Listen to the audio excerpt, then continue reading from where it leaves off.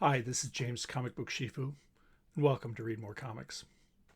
This episode's of Pulls and Pickups. I'm going to be sharing my haul from my LCS, BuyMeToys.com in Mishawaka, Indiana. This is the culmination of 2 weeks of my pulls and a couple orders. So we got a stack of things here. Work caught up with me, and with the holidays coming up, I thought this would be an extra special Thanksgiving episode. So I'm going to go ahead and jump in. I have been reading a lot of these books, and so I'm caught up with some of the series. And as always, I'll try to share a spoiler-free comic book review of the book. So first up, we're starting up with Batman and Robin. This is issue 3 in volume 3 with Josh Williamson on writing duties and Simone DeMeo on art. DeMeo is doing the cover. This is the A cover right here. It's a really fun read. Simone DeMeo's art really does kind of capture the frenetic energy of the story that Josh Williamson is creating there. It has a different tempo, a different vibe than some of the other Batman family books. And what I really appreciate about this, and we're getting more of a Damian-centric story, while Batman is definitely a part of the story. Bruce Wayne is a part of it. Damian Wayne is a little bit more to the forefront in my mind. At least that's my take on the read. As some of you might have seen online in other places and other venues, Damian Wayne is enrolled in high school, and so he's bailing on that to investigate the latest caper from Batman's Rogues Gallery. So, fun read. Definitely recommend it if you like Batman and Robin. The next up is Justice League versus Godzilla versus Kong. This is issue number 2. I just read issue number 1 over the weekend. This is an awesome read. It is totally out of continuity, and so you can just enjoy it for the sake of a Godzilla book. In this case, where he's fighting Superman. There is a rationale in the story that the writer kind of creates to explain why Godzilla and Kong and some of the other monsters in the Monsterverse are dropped in this case, Metropolis. Totally recommend it if you like Godzilla, if you like King Kong, if you like Superman. So that's issue number 2. Looking forward to reading that. Next up, we got Superman Lost. This is issue number 8 after a long hiatus, I believe. I think maybe it was issue number 6. Scratch that. Anyway, so Christopher Priest on writing duties. This is, hands down, in my opinion, one of the best Superman stories in a long time. Outside of, and I'm not sure if it's in continuity or not, it's just a really solid Superman story. It's true to who the character is. The art is on point. It's a fun read. So definitely recommend this right here. Next up, we got Wonder Woman. This is issue number 3. Yep, issue number 3. This is, who is this? This is, I'm not sure who the artist is. No, I am sure. It doesn't matter. Anyway, so issue number 3. Haven't read the first 2 issues yet. Really enjoy Tom King though, and that's going to show up in some of the rest of my haul. So I am looking forward to reading this. One thing I think Tom King does struggle with is when it is an ongoing series. I've mentioned this before. I really enjoyed his Batman run, but there were moments where he kind of struggled maintaining that kind of writer's focus, I think, focus on the larger story. Don't get me wrong, though. I think it's probably one of the best Batman stories in a while. I think it's going to probably hold up better than Tinian's story, maybe.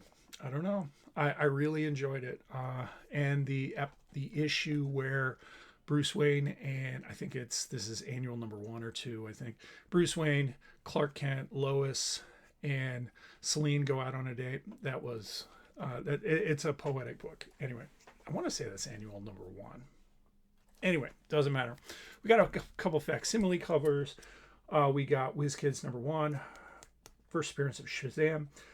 Facsimiles are great, I think, when you're either A, not going to be able to ever afford this book. This is going to always be outside the bounds of my budget, or you need a run filler. And it's going to be a while before you can save up money to get that book. Here we have Marvel Family Comics #1. This is first appearance of the Marvel Family. Another book that's going to be probably outside of my budget for some time. Next on to Marvel, we have Cap Wolf and the Howling Commandos.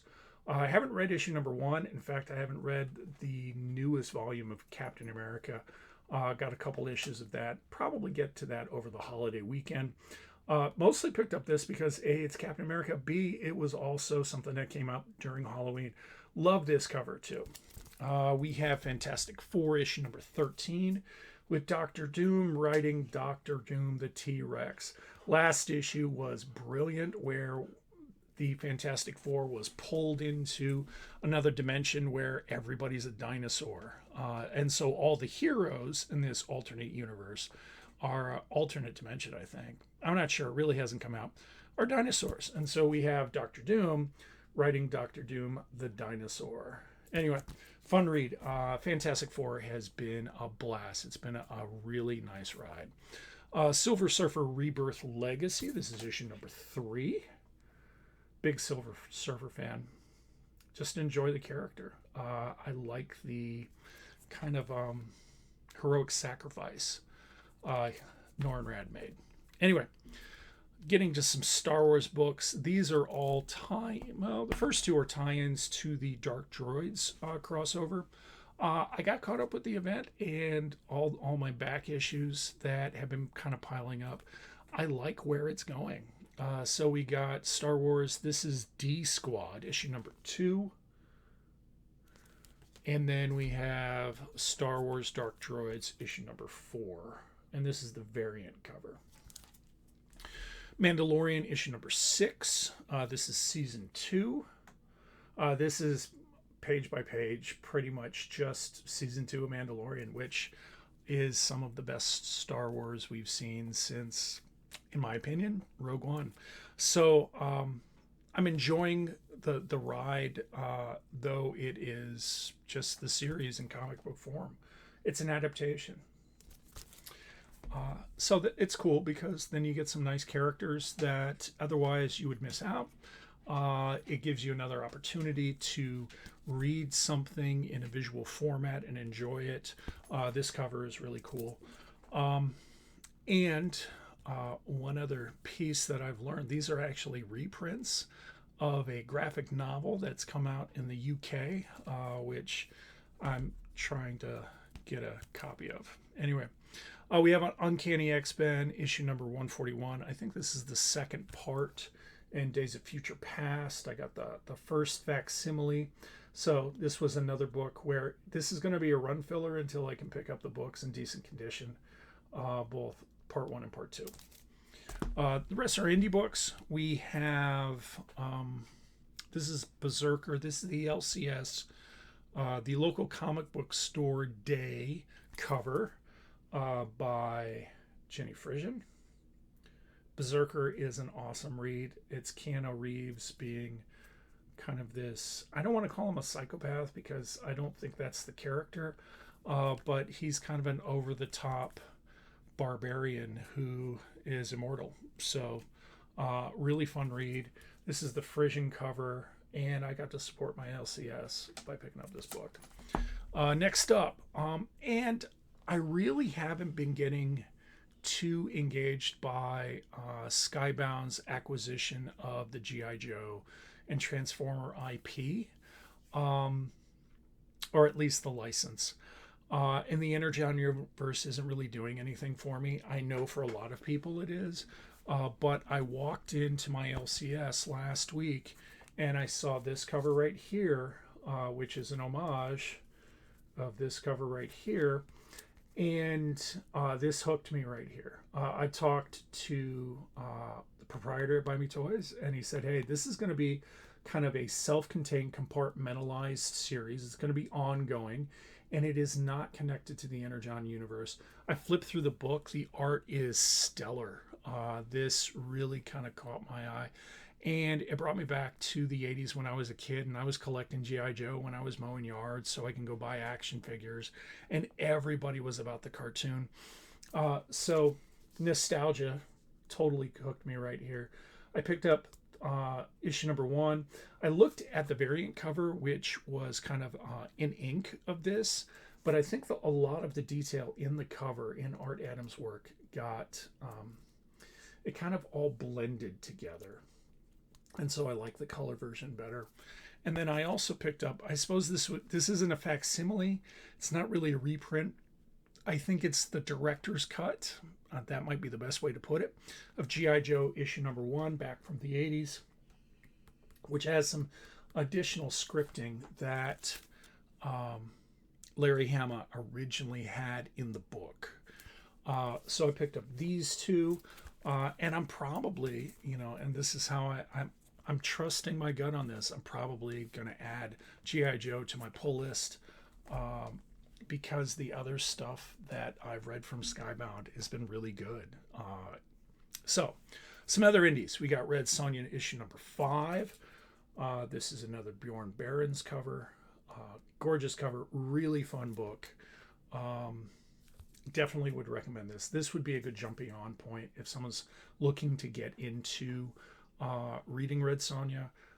It's an interesting story. There's a mystery to it. There's action, sword and sorcery, all of that. And the art is on point. This one right here, this is an ash can. For those of you who don't know, an ash can is like a preview, oftentimes, sometimes. Not as common now as it seems back in the day. A preview of a comic book series before it comes out. I saw this in previews pull box in the solicitations. Saw who was doing on writing duties, and that was enough to sell it to me. So this is Animal Pound, the ash can issue. It's only going to have a couple pages, maybe 10 pages. And this is by Tom King. Tom King is one of my favorite writers. And I've already put on my pull list the series. Ever since Stray Dogs came out, I've found that any book that deals with animals kind of connects with me, and I love dogs. So there you go. That's Animal Pound, the ash can. This was a pickup I got today when I was coming in to empty out my pull box. They had some back issues in their long boxes. This is Conan. This is a newsstand edition, issue number 102. It's a pretty clean copy. It has a fold right up here, a crease. No dings on the spine. The colors are really nice, considering the book is pushing more than 40 years old.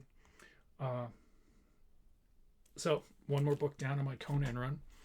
And the last two, again, go looping back around to Tom King. This was a series I saw him, actually I read an interview about, I think it was on Bleeding Cool, and it really kind of struck me with the creativity of the series, but I decided I didn't want to pull the individual issues. I would just trade weight and buy the paperback so I could read it all at once.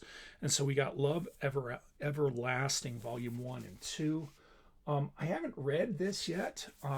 The art kind of has that retro vibe to it, very similar to Chris Samney's work. You can see the cover there and the cover there.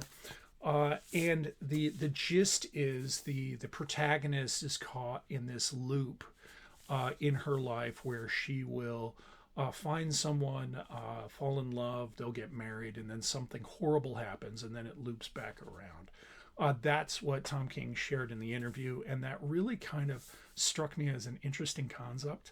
And I decided to wait until the trades came out so I can enjoy the story all at once. So there you have it. Those are all my pulls. Thank you for watching the video. If you enjoyed the content of this video, please do like, share, and subscribe right down below. And I wish everybody enjoyed time with their friends and family on this wonderful U.S. holiday of Thanksgiving.